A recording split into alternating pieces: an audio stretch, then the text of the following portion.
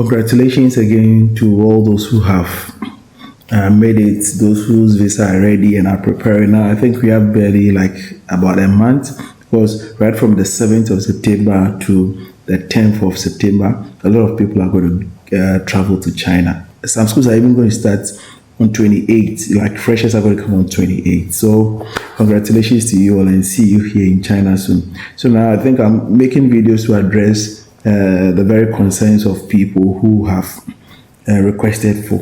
So now, one of the concerns after the visa, I know some people are going through visa challenges, and then we are at the backstage trying to help them figure what they need to figure out. Now, those who have gotten their visa, a lot of people are asking also, BJ, what is the best means to buy my ticket, and what do I have to consider when buying my ticket and all of that.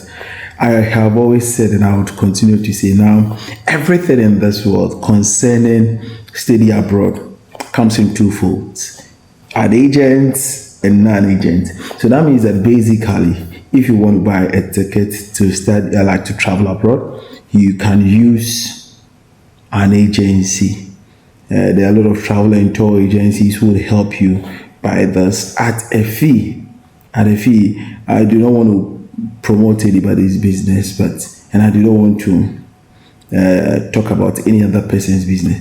But you see, one of the things that you have to be very careful is you have to deal with the trusted sources, and that is where a lot of people get challenges. I know people have got into the airport and then they've been returned.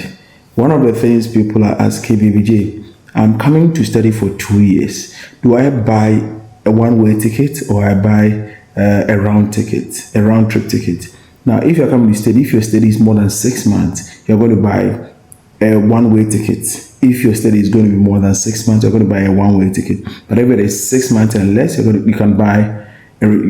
Ideally, you would buy a return ticket. Yes, if not at the airport, probably you might be return back home. I don't know, but like it's possible.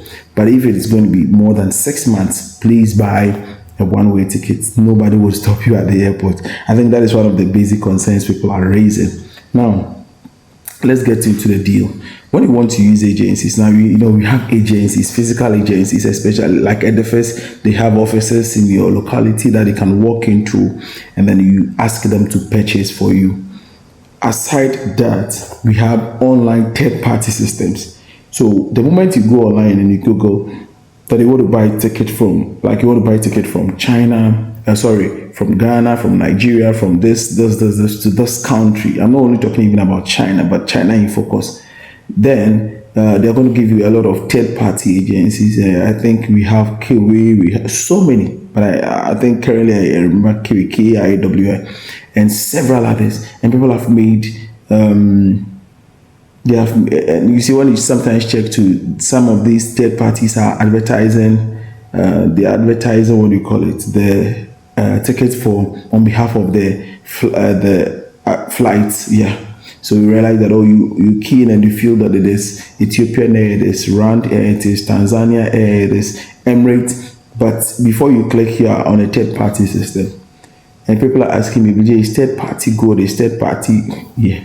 You see, these are you are just doing this on trust issues as to whether they're going to get you your tickets. I, for one, I have purchased ticket for somebody using a third party before.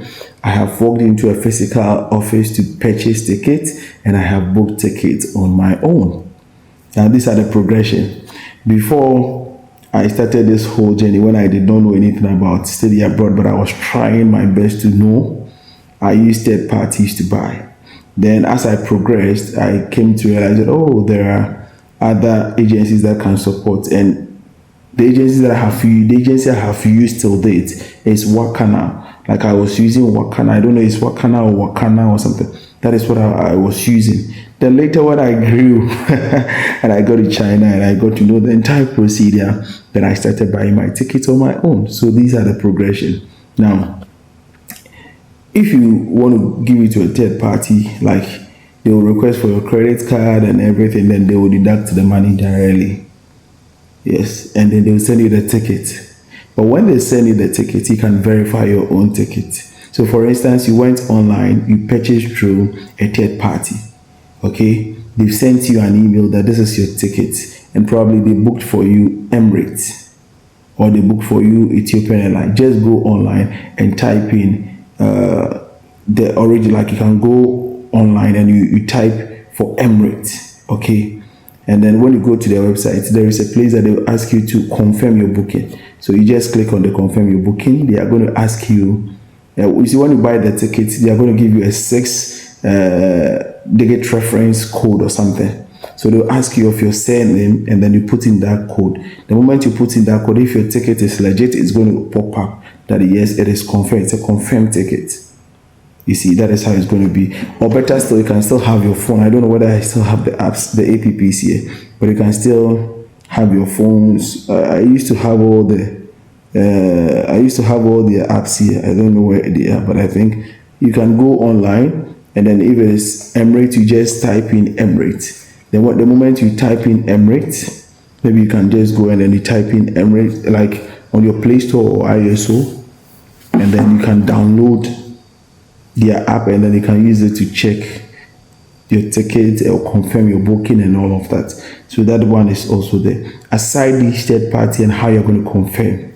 Now you can directly go on the website and maybe ethiopianair.com or Rand Air or Emirates. You can just type. Then again, you can still use your app store. So let me see. On my app store, I just Google. When I just check in, maybe let's take it for instance, Emirates. I have all of them, but I think I have deleted it because now I'm not traveling. So yes, so when I click in Emirates, you see that they will give me the app, the Emirates app, and I can use the Emirates app to do it.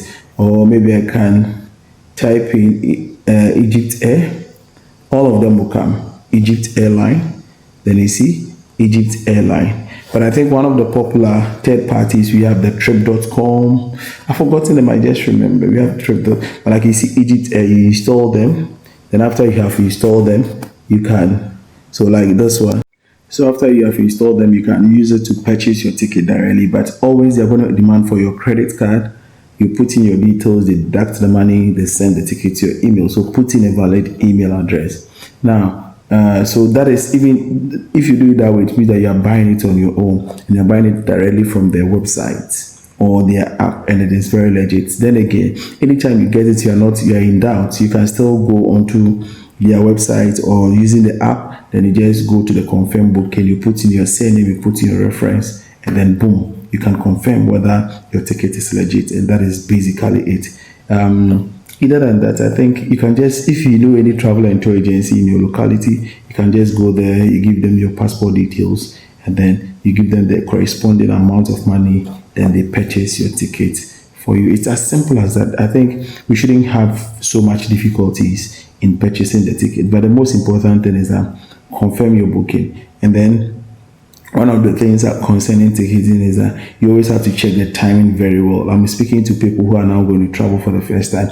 You check the timing very well. Sometimes the way the timings are written, if you are not careful, the way they are written, if you are not careful, you might mistaken your flight, because some of the flights goes into the next day, so you have to check all of these things. And then the check-in time, because they have check-in time. So if your flight is at 2 a.m., 2 o'clock, probably around 11:30, check-in begins. It depends. So you have to know all of these things. Go there early, do it, and then you are free to travel. In other subsequent videos, I'm going to talk to you about things to pack, things not to pack, what are likely challenges you're going to face at the airport and all of that, so that you can go through your journey successfully until you arrive in China. Then we talk about what you're going to expect in China on your first day, how you're going to navigate the path.